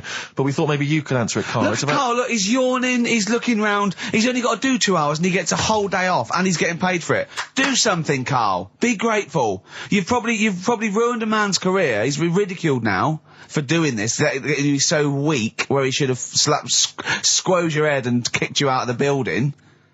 So, let's have a little bit of effort. You've only got an hour and a quarter to do, then you get 2 days off, alright? Alright. Right, Carl, it's a questionnaire about happiness. Oh, yeah. There's one person... Well, that should answer it right where. The first question, Carl. On a happy scale of 1 to 10, where are you on the happy scale? Is it at this moment or in general? Well, I would say generally. Okay. Yeah, but you don't always have to, like... I mean, I think I'm happy in that, but I don't always show it. You never show it? No, but it doesn't mean I'm not happy in that. Like, I'm alright at the moment. I'd say I'm probably on a... I was probably on about an 8. I was probably at about a 9 when I woke up, right? And then... sort of fell out with Suzanne over a haircut. Yeah. Right? She went for a haircut and came back with something that I didn't like. Sorry, what did you say? So when your girlfriend walked to the door, she had her hair done, you said, I don't like it, alright? Well, she could tell by the look on my face. But don't you say, no, I'm happy with it, I just can't tell. I'm loving it. Because then she won't have it done again. Oh, Carl, I just cannot get over you. I really can't. No, but you haven't seen it. Right? Oh, So then I was fed up, but then I thought... Sorry, what authority have you got to talk about haircuts? Yeah, you had well, officially from a barber in Manchester above a railway station in a shack, it was £2 a cut, told you have the hair of a Chinaman. Well, you wish you had the hair of a Chinaman now, you got no hair. You're a little bald man with your mouth open, so don't... Is she listening to this, Suzanne? Sitting at home with a woolly hat on? I don't know. But she knows now, doesn't she? What did you say? What words did you do about it, I though? just said you look like someone out of Slade. Interestingly, that's what I look for in a girlfriend. Oh, God. Which one of Slade? That one with the funny... Not Dave Hill. Yeah. The one with the crooked fringe and the goofy... She had her teeth done as well, did she? She had 2 front teeth put in. Dumper. So anyway, So prior to that, you're on a 9. Then you saw the haircut, you're on an 8. Yeah. Yeah. And now then, what are you on? I'm probably on about a 6 at the moment. Why? What's happened? Well, while Star Sailor was on, bit more head squeezing going on. So, yeah, about a 5 or 6. So generally speaking, what would you say you are? About 4. You're on a 4 Alright. What would you give someone who wasn't very happy? What would you give them? What are you thinking, Carl? Depends why they're not happy. They're low, okay, so what would you give them? I mean, yeah, depends, innit? If it's someone who's just lost their arms and legs in an accident, you don't give them a lollipop. Sure, or some mittens. Yeah. You give them a hat. Yeah. Yeah. And dare I say it, a smile. A skateboard. Yeah. Yeah. I don't know. You don't know? You got to answer the question. Alright, so hang on, let's assume that you've upset your girlfriend because you slagged off her haircut. What are you going to do now to feel go and guilty. make her happy? How are you going to cheer her up? And not buy her a baseball cap. I don't know yet. I haven't thought about it because I've got this to sort out, haven't I? So when I get home, get her some gel or something. Oh, God! Oh, Christ. Okay, and, alright, just name something that always puts a smile on your face, Carl. It always cheers you up. If you're feeling a bit blue, it always cheers you up. A monkey, innit? Learning something. Right. That's a bit weird. I love the qualifier. That's I think it was 2 different sentences. I think it was learning something. That's a bit weird. Yeah. Oh. Learning something that's a bit weird. Okay, and finally, if you could have something to make you happy, what would it be? Little chimp, wouldn't it? Little chimp in a suit. Well, don't answer for him. Don't put words into me. You could have anything you want. It'll cheer you up and make you happy. What would it be? You can't say a skin of titanium. It's got to be something possible. Yeah. X-ray vision. No. What would you have? It can be conceptual. It could be world peace. It doesn't have to be, a new watch. Yeah, let someone else wish for that. Sure. It'd be a waste. Yeah. Why should you do it? And then someone else gets a nice new watch and there's world peace. Exactly. You're walking round, it's nice and peaceful, you know what time it is. He's swanning round, he's got a lovely new watch and there's no threat of him being bombed. Exactly. I'm quite happy the way I am, really. I don't really want that Are you much. really? But you're on a 4. Yeah, you're on a happy scale of 4. Yeah, you're on a 4. Surely you want to get to 10. Surely the point of life is to be on 10. Yeah, but what's a 10? Do you know what I mean? No. What's a 10? Contentment, absolute contentment, joy Bliss. in your heart, Yeah. inwardly and outwardly. Not walking around with a little round mank head with your mouth open going, what's the point of that? I've done it once. Is that why you've still got all the condoms? I've done it once. What's the point of that? We're gonna get over some air gel. Come on. 10. Just one thing that would make you happy. That would cheer you up if you were feeling low. Tuesdays off as well? I'll have the MD just, resign straight away, shall I? I honestly don't know what would make me happy just like that. Because I am happy. I know you say I'm fed up and that. Do you know what he said? He wouldn't want to be too rich. He said, because if I was too rich, then Suzanne would say, let's go around the world. He said he wants to be rich enough, so they're happy in that, and they got their bathroom and everything, but they still can't afford any more holidays a year. Think of that wish. Think of that capping your wishes. Yeah. Do you know what I mean? Putting a ceiling on your ambition. I love it. It's genius. Look at his face. Play a record. You're an It's idiot. like if you'd won that ticket round Charlie's Chocolate Factory, and he'd said, actually, Carl, I want you to take over the factory. It was a test. You'd have said, I just wanted to look around the chocolate factory. Yeah. I'm happy to go back and live. No, he'd have said, poor. I'll work it, but I'm not working Mondays. Exactly. Play a record. Imagine giving a chocolate factory to a kid. I know. Idiot. Give it to the fat one at least. He'd enjoyed it more. Beautiful. Billy Bragg from his Essential Billy Bragg compilation. Now, I know a lot of people are thinking Billy Bragg, I can't be bothered, politics, and I have to say, buy this CD, skip past every song that is, for instance, there is power in a union. Don't be duped by fascism. Yeah, it's your right and duty to vote. Yeah. Right wing, wrong wing. Exactly. Ignore all that. But Just listen to the love songs. His love songs are beautiful. Yeah. It's fantastic. Tonight I celebrate my love for you with a pint of beer and a new tattoo. It's great. Brilliant. Yeah, look, lose the ones about, Exactly. Striking. Yeah, exactly, because we know what we think of that. So, I heartily recommend that. Carl, we're on happiness. Carl, Yeah. I'm trying to explain to Carl Happiness. that the aim to, is really to get on a 10. Yeah. For But I like happiness. the He's fact on that he 4. started on a 9. But I love the fact he's happy with 4. Yeah. I love that. No, but what I mean is, right, I'm not looking for, like, happiness. Right. I'm You're not alright. looking for happiness. What? What's that for? What I mean is, right, I'm happy when I'm not fed up. So what I mean is, I'm happy. Is this in your new book, Psychology of the Mind? What is that? I'm happy when I'm not fed up. That's like an 8-year-old trying to explain happiness. Johnny, what is it when I'm happy when I'm not fed up, miss? Well done. Good boy. That's it. You're happy when you're not fed up. Talk like an adult. Yeah, but that's what I'm saying to you, though. What? I'm happy most of the time. It's just that when things niggle me, I find that I realise when I'm annoyed more than when I'm happy.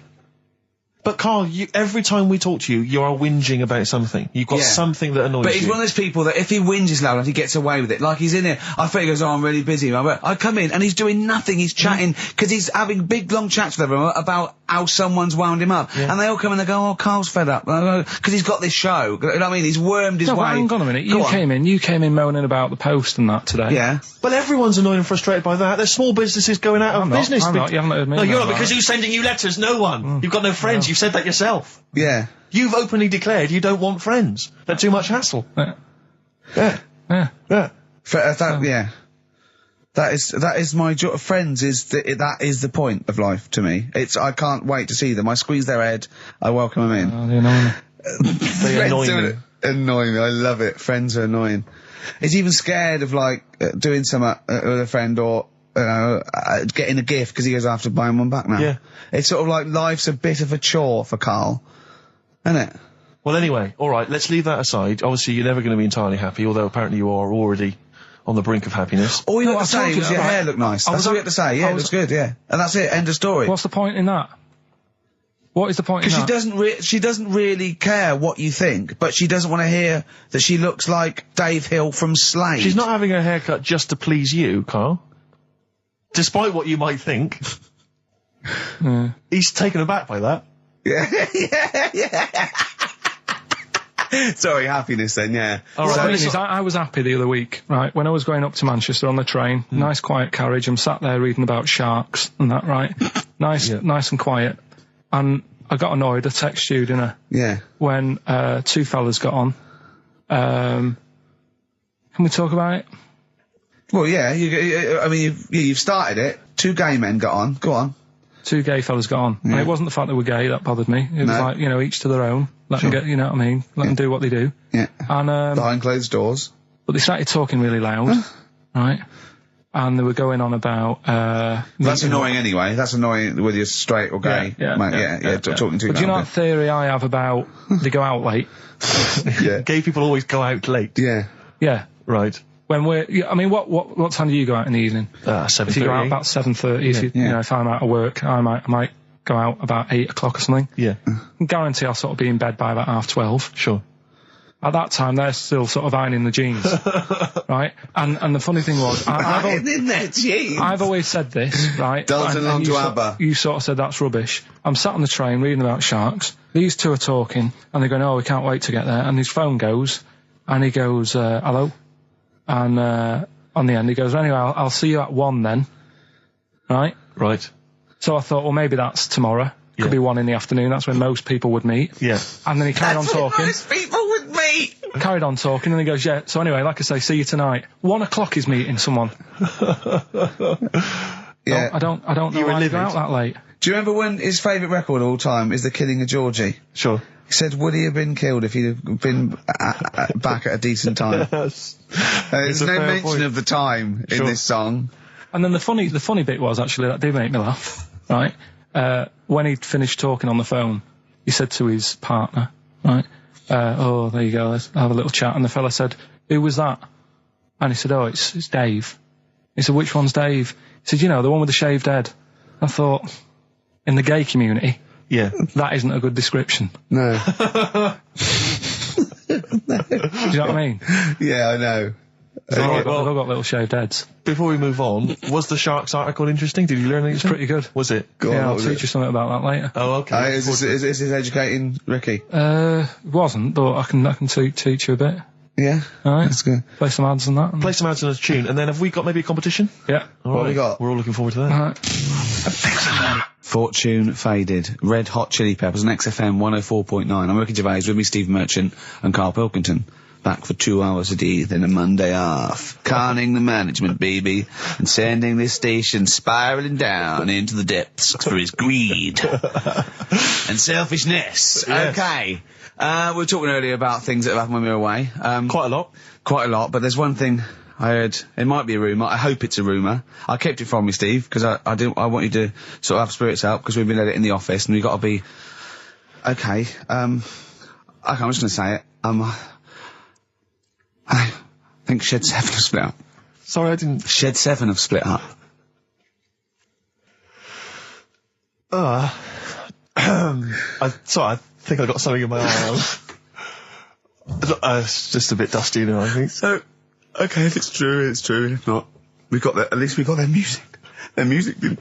The music lives on. So we're going to dedicate this show to Shed 7 and all the bands they influence. So we're just going to play...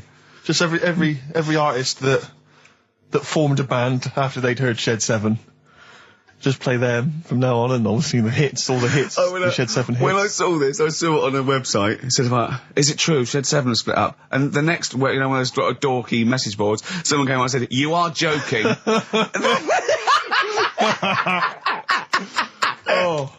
Oh dear, what else is happening? I just pray that it is just a rumour. It is just a rumour, yeah. Then get in touch. Just call in if it's true.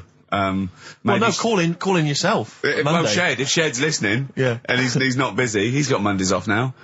Call in and say what was the split all about? Tell you what I read about. Sharks, monkeys, or jellyfish? It's 10 past, isn't it? We haven't done a little bit of knob news. No, right? We haven't done knob news, no. It's been 3 months. It's been 3 months coming. There's this thing. I don't know the full story. I don't know how it happened, right? But little Russian fella. Yeah. He was sort of having sort of emptying his bladder, right? And somehow electrocuted himself. Right. And sort of did a bit of damage. How did he slashed onto some live wires or something? Something like that. So did anyway, it damage to himself or to an electric fire or something? No, to himself. To himself. Yeah. And so the doctor didn't slip and curling tongs went up his arse when he was pissed, because that's happened a lot. In we've all been there. We've all shoved the old curling tongs up the arse when having a piss. Right. So I can't even be bothered. No, go on. No, we're interested. We're interested. Come on, we're interested. You can't be bothered. You get Mondays off. Do some work. Right, so anyway, so the doctor says, oh, it's not looking good, we'll have to take that off. What? And he's like, Novectomy? Yeah. Really? But the funny thing is, right, Nothing funny about that. they've done, you're doing me head in. Just tell the story. It's doing me head in. Oh, you can chill out on Monday. I've only got 15 minutes, but I'm going to talk to you every Saturday. I'm going to get the money's worth out of this, because you get Mondays off. And I can't bear the fact someone getting away with something like that, because it's terrible. So you're going to stick this out, or you're going to have to work Mondays. So take it on the chin, right? Okay. Just finish the story. Yes. I command you. Just do it. Anyway, so he said, you know, will you be able to sort me a little knob out? A prosthetic cock, yeah. Yeah. But they put him out for the operation. Yeah. He woke up. Yeah. Right, and he's thinking, oh, thank God that's over and done with. Yeah. They've only grown it on his arm. What are you talking about? You twat. Shut the you're an idiot. What do you mean they've grown it on his arm? Apparently, like, that's the way they do it. Oh, yeah, but to then put it on, that wasn't a mistake. It wasn't doctor going, does it go there? Some bloke I didn't do a degree. Are you a real doctor? Yeah, yeah. No, but why put it there? Because it's got to grow, it's got a graft there, so they can control it. To skin tissue. But on your arm. Well, But they're going to your remove it back from the arm itself. What do you mean on the back? on your back. Somewhere, well, we can't wear a t-shirt. Yeah, but you could have a ridiculous. He's in hospital. But this way you can still have a little tug, can't he? But they'll leave it there for quite a bit. It's not, do you know what I mean? It's not going to be like, oh, it's just there for a few days. Yeah. It's there for a bit. That's not good, is it? So he's got a cock on his arm. Yeah, what's up with that? What do you mean, what's up with that? Well, I mean, we could say it's a thumb or something, couldn't he? Yeah. But they remove it. Be good And for attach hitching. it down below later. If you had a knob instead of a thumb and you went hitchhiking, just tickle it. They can see it like a mile down the road, couldn't they? Boasting. Yeah. If I'd lost my knob, I'd go, oh, I'm not going to have all that stuff. Just whack a pair of tits on me. Do you know what I mean? I think, oh, just forget it. But why not just put it where it should be straight away instead of messing about? Where should it be straight away? You know. On the forehead. Listen, are we doing a competition? Let's play a tune. Come on, Carl, you can't be bothered. Right, Right, okay, we're going to scrap this yeah? and you're going to work Mondays again. Since You've Been Gone by Rainbow on XFM 104.9. Well, it's what the Londoners have been waiting for. It's Rockbusters, isn't it, Carl? Well, it's not Rockbusters. It's something we've done. It's a bit like Rockbusters, but it's been tweaked. Brilliant. Right? So remember that it's done with sound effects and that. Oh, God. Really? What do you mean? All right, come on. Right, remember this one? We tried it before. Hold on, wait a minute, no headphones on, right? Hold on, wait a minute. And this is one you've done in the past. This is not the competition. This is not the competition, but I said, like, what song is this? Smack my bitch up, yeah. Brilliant. Brilliant. Smack my bitch up. Yeah. Right, so it's kind of that, but rather than just doing songs, it's that film or song sounds good. You know, when you do these things, you can't do them in the week. You've got to do them either Saturdays or Mondays. Yeah, I do, yeah. Well, I'm going to check on that, because that really annoy me. Because it's been done, so it doesn't really, you don't have to worry about it when it gets done, that, do you? Because it's done, so. Well, yeah, but I don't want you taking time out of things you should be doing at work. You're already weaseling way out. XFM's going down the tube, and you're taking the piss left, right and centre. Right, so here's this week's little grab. That film or song sounds good, so what is it? Come here.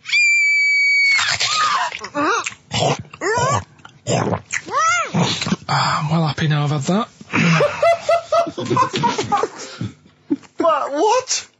Right? It's a film or a song title, is it? No, it's a film or a song. What do you Forget mean? that. It's a film. What are you talking about? That must have taken you 3 minutes. I didn't do it on a Tuesday, though, because that's cut into precious time. Have you seen how long a trial takes him? About 30 minutes. And he's Sorry, do one a week.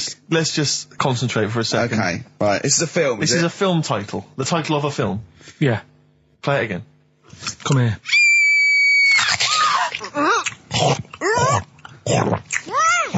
I'm well happy now I've had that. Right? Oh, dearie me.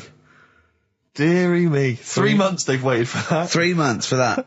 Shite. Do you want to say what the prices are? Oh, I can do. I'll tell you, there's good news and there's bad. I don't know. I think maybe this is what people think of Karl's quizzes. This is the respect they show us. Because you know that the various companies, they'll send you product which you can include in competitions. It's a promotional tool. Yeah. They've sent us I'm Alan Partridge, Series 2, and Fawlty Towers, the complete series. Brilliant. On VHS. I mean, who's got a video player anymore, Karl? It's for losers and the working classes. Yeah, for up north. They still sell them up north, I think. Thankfully. In market stores. It's been redeemed. I mean, I wonder how we got hold of that. Yeah. Yeah, The Office Series 2 on DVD. That was a nightmare getting hold of that one. The best album in the world ever. It's got stuff on there. Super Furry Animals is on there. Supergrass, Gold Frap. And also the best of the Boomtown Rats, which is not bad. And a couple of Teachers DVDs. So some good stuff there amongst the VHSs. And you can win all of those treats by identifying this film. Oh, God. Come here.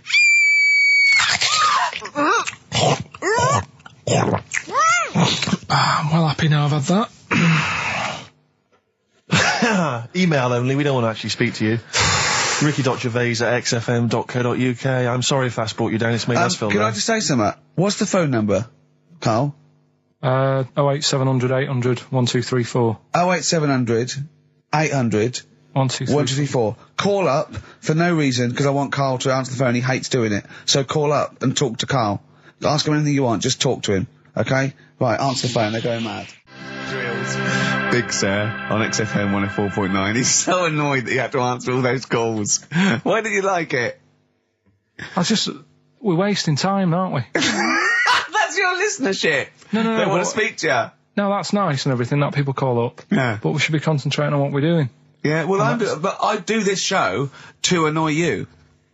I don't do it for the money, or the kudos, or the awards. Do you know what I mean? I do it so you have to be here and do what I say for 2 hours, because you're getting away with murder here in the week. I don't like seeing that. I don't like injustice in the world. I try and fight it wherever I can. So I do it to annoy... It's good of you, Rick. Thanks for doing that, mate. Yeah. It's interesting, though, that you're passionate about fighting injustice, but you focus specifically on Karl at XFM. One of the world's lesser crimes. Being a little bald mank twat. Exactly. I know, yeah, but nonetheless, it is a crime. Look at him, look, he's got his head down like one of those, one of those chimps that have, like, lost their mate in London Zoo. He just sits there like, a broken animal. Karl, what are you thinking? Where are you on the happiness scale now, of 1 to 10? Karl? On about a 3. Go on, Steve, what are you going to do? Well, we were talking earlier about stuff that happened while we've been away. We don't talk about I haven't been this upset since Skunk and Nancy broke up. Yeah, I know. Cheryl Tweedy. Tweedster. We've done that. We've done the Tweedster. Well, of course, the war. Is that all done and dusted now? I think it's pretty much over. I think we've sorted that out. Okay, good. What annoys me is people going at Tony Blair and Bush, right, for like bombing stuff and all that. But my point is this, right? Those bombs have all been bought and paid for. Yeah, the taxpayer, they're yours. They're bought and paid I'm not for. a scientist, but I think bombs go off. I think so. And if you don't use them, you lose them. So let's use them. Exactly. Do you know what I mean? It's like tinned food. It lasts for a while, but eventually it's going to go off. It's like anything. Oh, we better eat that. No, don't open the fresh stuff. Don't build the fresh ones. Let's use the old ones. Exactly. So because they're just stockpiling there, and they cost us millions. I know. We want to see if they work as well. What? We never tried that one. Use them. Use them on just, Oh, exactly. Karl, who would you bomb if you could? I wouldn't. No? What do you mean? Well, imagine you could bomb a country. You're not actually going to bomb them, but you're just going to frighten them. Just going to put the frighteners on them. Frighten them, yeah. You're just going to go, I'm going to bomb you, and then obviously... And they'll go running behind and under tin shelters and that. Yeah. Ricky's house? No, come on. What country? No, what country? I wouldn't. Honestly, no one sort of makes me fed up or anything. No one makes you fed up? Not enough that I want to bomb a place. You're not actually going to bomb. I wouldn't get involved. I'd just say, let someone else do it. Sure. Just look at it. What about you, Rick? I got a list here. You know who I'd threaten? Go on. The Swiss. Oh, they've had it easy. They've always had it easy. They've always chickened out. It's that equivalent of having Mondays off. Exactly. Like, we don't want to fight. Exactly. You can both walk through it. You know what I mean? Yeah. We're a carpet. Exactly. While we're busy sorting out fascism. Yeah. Or Osama bin Laden. They're just chilling out. They're holding ours and Hitler's coat. Exactly. Do you know what I mean? Little weed. Yeah. Both turned on them. Yeah. And I'll tell you who else. This will just frighten them up. Just shake them up a bit. Iceland. They've had it easy. Because they have stayed out of everything. They have not been involved in anything, as far as I can tell. But you don't have to bomb them, do you? Eskimos, they've never been involved in anything. I know, but don't bomb them, just pour hot water on their igloos. Exactly. Just send a plane over with warm water. with a big flask. Yeah. No, just to shake things up a bit, just to keep them on their toes, that's all it is. Why would you live there? If you could choose, I have If no you're an idea. Eskimo and you're born, little baby, you grow up and you go, what? I'm sorry, I'm eating ice and fish for the rest of my life. Well, fair you're enough. having a laugh. Fair enough, like years and years ago, but now, presumably, they're aware of the proper I house know. and the fact you can live in, say, Somerset or the south of France. I know, but it's like, haven't they learned? It's sort of like, they haven't even got, they're not even on as good a thing as the North American Indians. Now they're sort of pierced up. They got smoking gambling. fags. They live in lovely little cages. Drugged up. They're all brought to their little village. They're having a whale of the time. They don't have to go hunting anymore and anything like that, killing buffalo. And the same with the Eskimos. Let's get them some beer and fags down there. Knock the igloos down. Build them some lovely little semis or like... Or just a little kind of trailer or a caravanette or something like that. It's got to be better. It's got to be preferable. I know. Some of them now have got TVs built in, Rick. I know. And showers. Yeah, they've got cable and stuff, have they? Yeah, Or is there well, one sort of Icelandic Well, you channel? get satellite or whatever, wouldn't you? Magnus Magnuson. Yeah, exactly. Probably doing... There's loads of Mastermind reruns. Yeah. And Pingu. Just on a loop. That's porn over there, Yeah, though. exactly. Oh, brilliant. No, well, that's like a hardcore documentary. Yeah, this is Racist FM 104.9. Yeah. So, who would you like to see bombed? Or not bombed. Not bombed, but just put the frighteners on them. Yeah, it would Email Ricky.Gervais, XFM. Anyone. Yeah. Any nation or anything. Carl, thoughts? Play a song? You're not working for your money. You're not having Monday off. We've got to do something Monday. Let's plan something Monday, just to get him in here. You've got 2 hours for 8 hours off. You don't do an 8 hour day anyway. Rick, how much is he getting paid? He's getting money for this. I think his wage went up last time. So he's getting paid to be here, extracurricular, extra work, right? So it's moonlighting, and they're giving him a day off. Yeah. And he's contributing nothing. Nothing. Huh? What, Carl? You say something, mate? Huh? What's going on? What? Going on with yourself? Well, say something back and earn your money. Well, let's just play a song. We've done a bit of stuff there. You idiot. Don't say we, mate. I've not heard anything from you. We've heard your contribution. It's a classic, If I Can't Change Your Mind from Sugar on XFM 104.9, Ricky Gervais, Steve Merchant. Old Mouldy, up to his old tricks. That's right. In the shugs. Should we just... Yeah. Should we just hear Carl's name Carl. that film Come again? on, Carl. Come on, hurry up. Do work. You got half hour, then you get Monday off. Come here.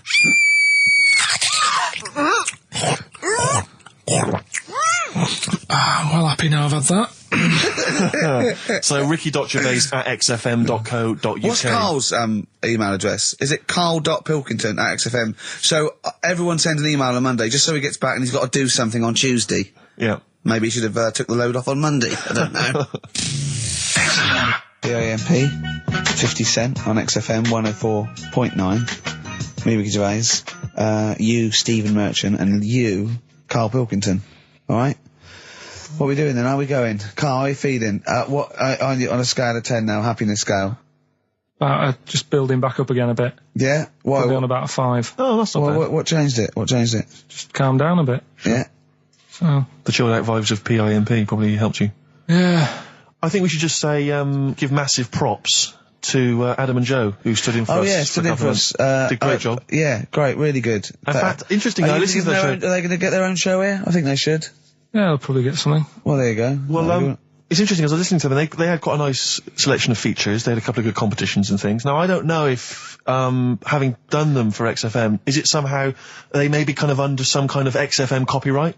Which would mean, as we've got no ideas, maybe we could just hijack some of theirs. Maybe you could look into that. Obviously not Monday, you're not here, but... I was with Joe Cornish last night, went to a little, do at, Jonathan's house, and Joe was there. And he walked in, and I was taken aback by how tall he is. Sure. Because I'd forgotten. And he's about 6'4", but he's unlikely to, you know what I mean by that? It's sort of like some people surprise you. And, he was going, you know, I don't consider, 6'4", big. I said, well, it is pretty big. I said, but I know what you mean. I walk around with Steve Merchant. Yeah. And, he went, how tall's Steve? And I said, 6'7". Yep. And Joe went, oh, that's nearly a disability, isn't it? Do you know, he's absolutely right as far as I'm concerned. No, do you know, I've genuinely, since school, I used to go to school with a little disabled fella. Lovely guy. No, I swear to God, lovely guy. And I remember he came in when we got in the sixth form, and he'd basically got, I don't know what the ins and outs of it were, but as far as I could tell, he'd got a car for free. a specially converted car. Yeah. You know, because he was disabled, and he was driving Same as Carl. Me. I need this, I need that. But it seemed to me that I was thinking, well, why can I not get something similar? Because there are some cars I can't fit in. Because I'm too tall. I genuinely cannot drive the smaller cars, the cheaper cars. I'm obliged to buy a more expensive, larger car, because I can't fit in the tiny one. That's like saying you've got to pay more for your shoes because there's more leather, which is true. Which is absolutely true. It's a nightmare getting shoes. But fat people have to pay more. Do you know for what? their... It's a nightmare getting chairs, comfy chairs that I can sit in the home. I sit in a chair for very long and my back's killing me. Now, how is that not a disability? But no, you don't see people like me whinging. But I think tall people, I read an article that taller people on average, get higher wages through an advantage, or just because they're taken more seriously than little dumpy fellas. Sure. Do you know what I mean? But I don't think I genuinely don't think there are many benefits of being really tall. People seem to assume there are, but beyond the fact that I can reach things down from a high shelf, I know. I don't think there's any real perks. I've seen you hit your head a few times. That's a disability. I know, I have seen you hit your head a few times, and I think, oh God, that must have hurt. Obviously I'll make sure okay and then laugh. Of course. But I know it must be annoying. Thanks, mate. No, but I mean, there's a pub, there's one pub in Soho that he has to go down backwards. Yeah. He has to lean back, it looks like a limbo dancer. Yeah, they've almost got to lower me in on ropes. I always find it amusing. But like, for instance, on a plane, on an aeroplane, I can't get some of the seats, I can't fit in some of the seats. Not in any way, not the way that I could. Because what are you talking? How is that not a disability? There's some seats that people can't afford because they're poor. It's not a disability. That's irrelevant. Don't go on a plane then, because you're poor. But if you can't afford to go on a plane, you can't afford to go on a plane. You should have studied hard at school. But what annoys me about that is there's a physical disability I was born with. There's a weight allowance, so I might not be allowed loads of bags on, but there might be a big fat pig in the queue who's allowed the same chocolate allowance as me. That's because they've been eating like a bloater. I couldn't stop myself from growing this tall. It wasn't a conscious decision. I didn't think, I'll tell you what, I won't smoke when I'm a teenager. Maybe I'll shoot up. I'll eat healthy. I'll probably add an extra 2 feet. It just kept going. You do eat too healthy. You eat way too many greens. But that's not why I grew to this height. It's a genetic thing, isn't it? Yeah, but if you'd have lived near some sort of pylon or something and just, as I say, smoked from an early age, you wouldn't have been that tall. Don't think when I was a gangly teenager having the piss taken out of me, I wasn't thinking I wish I'd been born near a pylon. Or Chernobyl. Could your mum or dad, could they have banded you like they did with little, didn't they do that with someone's feet? Well, yeah, concubine, yes. I didn't come out this tall, did I? No, but how would they bandage him? They'd have to bandage him round the feet and round the top of the head. Yeah, I'd be walking around like a mummy. Yeah, or a bonsai boy. But people didn't really realise I was going to be this tall until I was 14 or 15. You know, you don't realise when you're an 8-year-old. How tall were you when you were about like a gangly, a typical gangly teenager, 15? How tall were you at 15? I don't know, 6'5" maybe? And I bet you were like a beanpole, weren't you? Well, of course. Yeah. And what sort of glasses did you have? Cool. No, what did you have? I don't know, a monocle. No, I can't remember. Did you wear a bow tie once? I wore a bow tie? I thought I was trying to preempt the styles that might be coming around. I think I've been watching a lot of George Formby films. And I thought it can only be a matter of time before the bow tie comes in. I thought it might be quite kind of urbane and debonair. Yeah. So what was Robin Day at the height of his fame around this time? Yeah. Yeah, I wanted to go for that dandy look. I thought that's what the girls would go for. I know, yeah. The dandy. Oh dear. So I still want to see you with a pipe and trilby. Yeah. I just think you'd look great walking along the street. Yeah. I genuinely, I really, it does frustrate me that I don't get any allowances. It doesn't count as a disability. Well, it does count. No, it doesn't. It's not a disability being 6'7". But how can you explain, for instance, travelling on a bus or a coach? There's some seats I can't sit in. The only disadvantage is, people look, I've seen people stare at you, but they stare at me because I've been on the telly. What's that a disability? People being recognised? Yes, but you could avoid that by not being on the telly. It's your choice. This is my point. It's your choice. Yeah, it's the same as the big fat people. It's their choice. It's a different sort of stare, isn't it? I've been there. Yeah. When, the sort of stare that you get and the sort of stare. Well, obviously sorry, Steve, but I'm gonna, follow up this inquiry. What do you mean, Carl? No, I'm just saying it's more of a stare of fear than, like with you, they go, oh, it's him. Yeah, go on. Whereas with you, it's more like, jeez. Do you know what frustrates me? I thought he did deserve having a Monday off. I've changed my tune. Yeah. Sometimes you don't realise this, listeners, but sometimes I'm an intermediary. I do step in when he's winding him up, because Karl gets to the point where he's going to explode. Yeah, and it's sees crazy. it's okay, Jeff. And I step in, and this is the kind of response I get from Karl. This is the kind of back chat I get Well, I from tell him. you, he's a little user. I'll tell you what, because he's too scared of winding you up, because he knows that you'll just walk out of here and he won't get his Monday off. Absolutely. Play a record, you little oik. Weasel. You're a weasel. Title track from an album called 1972 by Josh Rouse. Well worth listening to. XFM. Yeah. Ads. Joe Jackson, Different for Girls on XFM 104.9. Ricky Gervais, Steve Merchant, Karl Pilkington. He's annoying me now, because he's got a day off, and he's got 2 hours, and he's miserable. He's not even doing anything for the show. It really annoys me. Well, hang on, wait a minute. You've forgotten his brilliant film quiz. Yeah. He's contributed that. That he probably did during the week. Well, do you know what I mean? What, are you going to change your attitude, Karl, or what? Or should we just, not bother with this show? Told you. What? Don't annoy me, and you'll get the best out of me. Yeah? I told you, this show is to annoy you. You knew that. But this is what you're going to get. Do you know what I mean? But no, you've got to be good and get the day off, or there's no point for any of us. Right, if you were having an operation, would you annoy the doctor? What? He can't concentrate, can he? Don't wind him up. The fact that he's a doctor. All of a sudden. yeah, he's got to press a button and find out what a monkey did in 1932. And he's, Where's the monkey news? It's been a bit quiet, hasn't it? I've been... What, in the last 3 months? Okay, there was something that I found last week about one that was in an old people's home. It escaped from some zoo. It was wandering about. It was enjoying itself, and then when it got to the night time, it was like, oh, what am I going to do? And the first place it came across was this old people's home. Went in there. I think it was there for about a week and a half without anyone realising. No, it did. No, so the helpers and the nurses and the social workers and the matrons and all that, they thought, well, Mr. Sanders looks a bit hairy. But I mean, that happens, it comes out your ear and your nose when you get to about 70. And he stooped over, yeah, of course he has. He got bow legs, yeah. And he eats more fruit, of course he does. Well, that's when they realised. Why?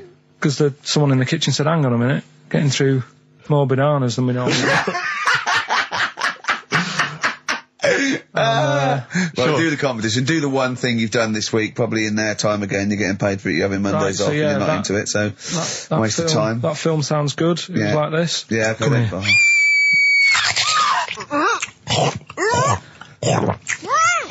I'm well happy now I've had that. Oh, yeah. Right. So that's a bit of a cryptic clue. Yeah.